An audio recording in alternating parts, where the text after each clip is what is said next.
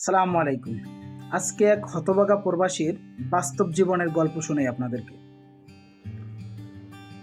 এক ভাই, তিনি বাসে করে ঢাকা বিমানবন্দর আসতেছিল। কিছুক্ষণ পর, কয়েক ঘন্টা পর তার ফ্লাইট। তো আসার পথে সে আসতেছে আর কান্না করতেছে বাইরের দিকে তাকাইয়ে তার দু চোখ বেয়ে অশ্রু ঝরতেছিল। তখন পাশে থাকা লোকটা জিজ্ঞাসা করলো যে, ভাই, আপনি কান্না কেন করতেছেন? কি হয়েছে আপনার? তো সে আর উত্তর দেয় না, সে আর বলে না যে আসলে কি হয়েছে। তো এরকম কয়েকবার কাকতি মিনতি করার পরে, অনেক জোরাজুরি করার পরে সে উত্তর বলল যে, ভাই, আমি বাড়ি থেকে বের হওয়ার 40 মিনিট আগে আমার মা স্ট্রোক করে দুনিয়া থেকে চলে গেছে। তখন পাশে থাকা ব্যক্তিটা উত্তর দিল, তাহলে আপনি কেন আসলেন? আপনি আর এখন কোথায় যাইতেছেন? সে বলতেছে, আজকে আমার ফ্লাইট, কয়েক ঘন্টা পর আমার ফ্লাইট, আমি সৌদি যাইতেছি কাজের ভিসায়। তখন সে জিজ্ঞাসা করলো যে, ভাই, তাহলে আপনি আসলেন কেন? আপনি কিছুদিন পর আসলেও তো পারতেন।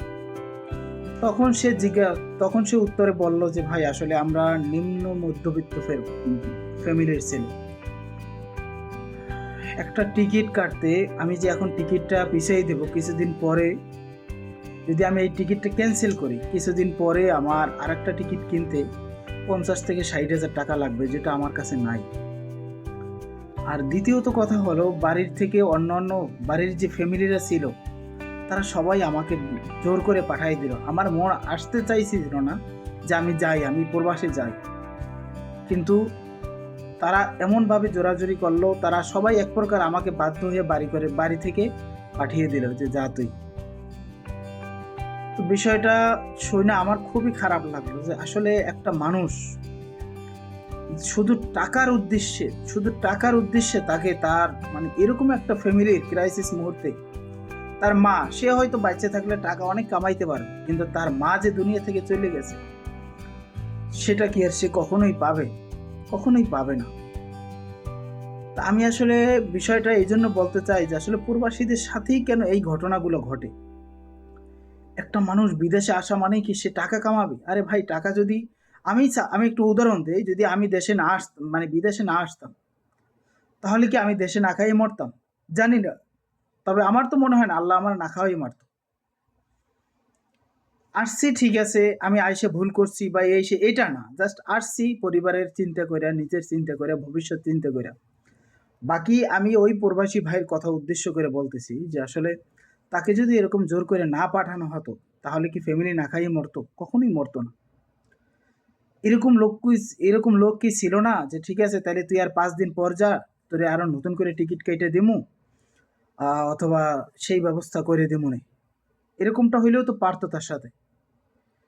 কিন্তু এরকম একটা লোকও কি ছিল না?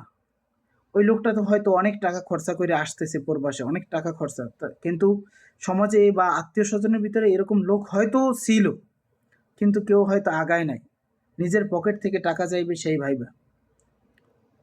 যাই হোক, বিষয়টা খুবই খারাপ লাগলো। এটা একটা মানে হৃদয় বিদারক দৃশ্য বা ঘটনা। এটা একটা বাস্তব ঘটনা, খুব খারাপ লাগলো।